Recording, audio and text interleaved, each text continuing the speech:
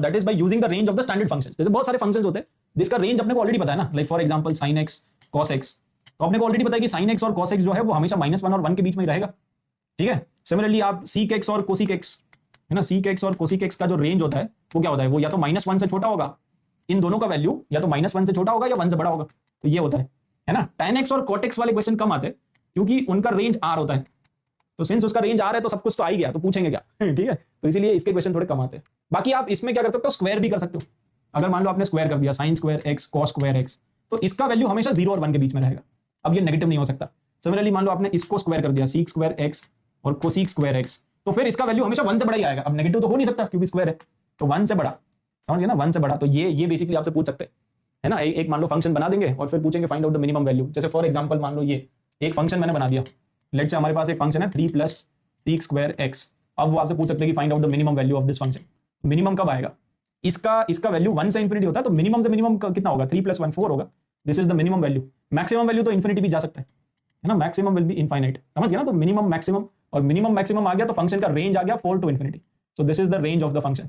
तो इस तरह के क्वेश्चन मतलब बेसिकली आप किसी भी दूसरे क्वेश्चन में इंटीग्रेट कर सकते हैं ये छोटे छोटे कॉन्सेप्ट्स, समझ गए। तो इसका 1 to infinity आ जाएगा। सिमिलरली tan x और cot x का, तो tan स्क्वायर और cot स्क्वायर, इसमें बस पॉजिटिव होगा 0 to infinity, ठीक है, क्योंकि यहाँ पे -∞ से +∞ सब कुछ है, तो अगर आप स्क्वायर कर दोगे तो बस 0 to infinity आ जाएगा, बस नेगेटिव नहीं हो सकता, ठीक है। तो ये स्टैंडर्ड फंक्शंस के रेंज आप यूज करके ट्रिग्नोमेट्रिक फंक्शंस का रेंज निकाल सकते हो। जैसे फॉर एग्जांपल यहाँ पे एक क्वेश्चन है y = 2 + cos x, आपको पता नहीं भाई cos x जो है वो -1 से 1 के बीच में ही रहता है, तो y का मिनिमम वैल्यू कितना आएगा, मिनिमम वैल्यू आएगा 2 - 1 और मैक्सिमम वैल्यू कितना आएगा 2, तो रेंज क्या आ गया, what is the range of the function, तो रेंज ऑफ द फंक्शन आ गया, है ना, range of the function, minimum value 1 है और मैक्सिमम वैल्यू 3 है, so this is the range of the function. तो ये टाइप 1 आपको क्लियर है क्या, जो टाइप 1 है वो तो बहुत ही बेसिक है ना, ये तो आपने ऑलरेडी पढ़ रखा है मतलब बेसिकली, ठीक है। तो टाइप 1 है सिंपल। टाइप 2 इस तरह के फंक्शन, ठीक है, जिसमें sin थीटा और cos थीटा के कुछ कोएफिशिएंट्स है। अच्छा, ये टाइप 2 आप तभी लगा सकते हो जब दोनों के एंगल सेम होने चाहिए। अगर थीटा इधर है तो थीटा इधर भी है, ऐसा नहीं होना चाहिए कि इधर थीटा है उधर फाई है, दोनों एंगल सेम होने चाहिए। ए और बी तो जस्ट कोएफिशिएंट्स है। आई थिंक ये भी काफी लोगों ने पढ़ाई होगा, है ना, कि a sin theta plus b cos theta, मान लो ये आपके पास एक फंक्शन है, ये कैसे आया, ठीक है, तो उसको भी समझते हैं, इसको आप y बोल दो, तो लेट अस अज्यूम कि ये एक फंक्शन है। अब ये जो फंक्शन है इसमें आप क्या करो, इसमें थोड़ी चालाकी यूज करनी पड़ेगी। चालाकी ये है कि आप √a² + b² से मल्टीप्लाई कर दो और डिवाइड भी कर देना, ठीक है, √a² + b² से मल्टीप्लाई कर दो और डिवाइड भी कर दो, ठीक है। तो मल्टीप्लाई हमने कर दिया, डिवाइड यहां पे कर देते हैं √a² + b² और यहां पे भी आ जाएगा √a² + b²। अब ऐसा करने से फायदा क्या हुआ, ऐसा करने से फायदा ये होगा कि ये जो क्वांटिटी आपको दिख रही है ना, ये जो क्वांटिटी आपको दिख रही है इसको हम sin अल्फा और cos अल्फा बोल सकते हैं। मतलब बेसिकली आप अज्यूम करो कि आपके पास एक ट्राइंगल है, राइट एंगल ट्राइंगल है मान लो आपके पास एक, और ये जो राइट एंगल ट्राइंगल है उसकी एक साइड है a, दूसरी साइड है b और तीसरी साइड है √a² + b²। तो यही आ जाएगी, मतलब आप पाइथागोरस थ्योरम लगाओगे, है ना। तो अगर एक साइड है a एक साइड है b तो आप हाइपोटेन्यूज निकाल सकते हो। अब ये वाला जो है a/√a² + b², है ना, ये आपका क्या बन, इस एंगल को आप अज्यूम कर लो कुछ, लेट अस अज्यूम कि ये एंगल अल्फा है, तो ये क्या बन गया a/√a² + b², मतलब ऑपोजिट बाय हाइपोटेन्यूज, तो ये तो sin अल्फा आ गया।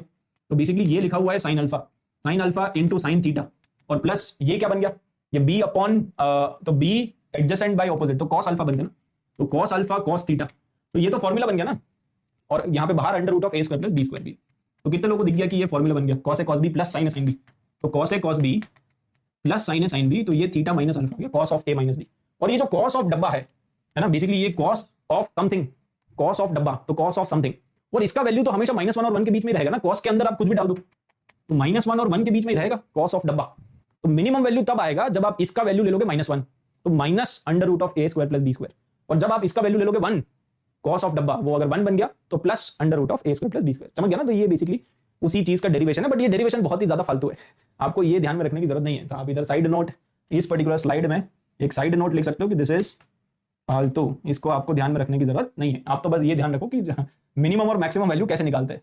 जैसे फॉर एग्जांपल यहाँ पे एक फंक्शन है, चलो f ऑफ थीटा बोल दो आप इसको, 7 cos थीटा + 24 sin थीटा, तो मैक्सिमम वैल्यू कितना आएगा और मिनिमम वैल्यू कितना आएगा, मिनिमम वैल्यू बताओ और मैक्सिमम वैल्यू बताओ। ये तो डायरेक्टली मतलब फॉर्मुला बेस्ड क्वेश्चन ही हो गया। मिनिमम आएगा -√7² + 24² और मैक्सिमम वैल्यू आएगा +√7² + 24², मतलब बेसिकली -25 और +25, तो ये आ जाएगा, ठीक है। What will be the range of the function, range of the function will be -25 to +25। अगर आपसे कोई पूछ ले कि बताओ इस फंक्शन का रेंज, तो range of the function is -25 से लेके +25, तो this is the range of the function.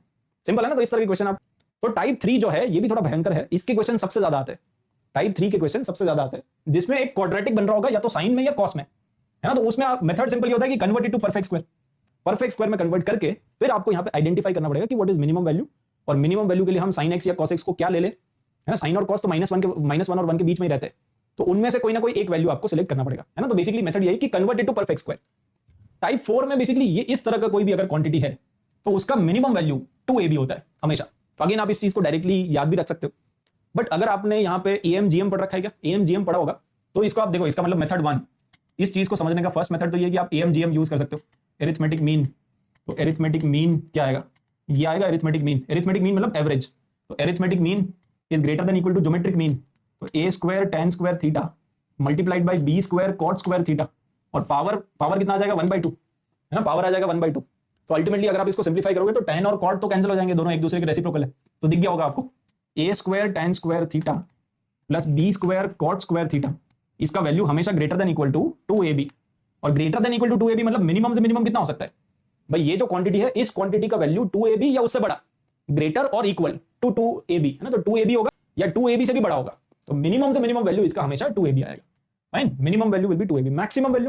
Maximum तो इनफाइनाइट होगा ना, जब आप थीटा को ले लोगे π/2, तो आपको बताइए कि tan थीटा जो होता है वो तो इन्फिनिटी तक भी जाता है, tan थीटा का ग्राफ। तो मैक्सिमम वाले सवाल इसमें नहीं आएंगे क्योंकि मैक्सिमम इज इनफाइनाइट, है ना। जब थीटा π/2 ले लोगे तो वो तो फिर इन्फिनिटी तक भी चला जाता है, बट मिनिमम वाले सवाल बन सकते हैं।